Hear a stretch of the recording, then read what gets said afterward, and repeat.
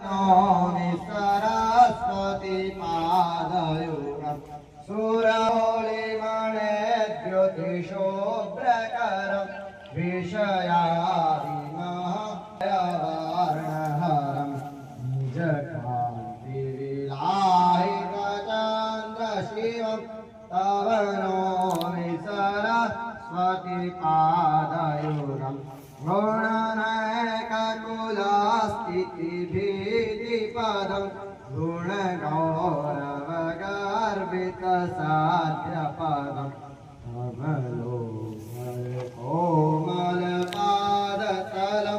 तव नौमि सरस्वती पादयोगम् तव नौमि सरस्वती पादयोगम्।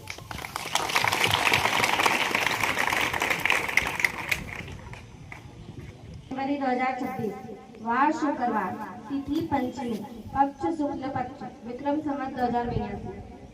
आज का विचार, आप जैसे हो वैसे ही रहो, क्योंकि ओरिजिनल की कीमत हमेशा डुप्लीकेट से ज्यादा होती है।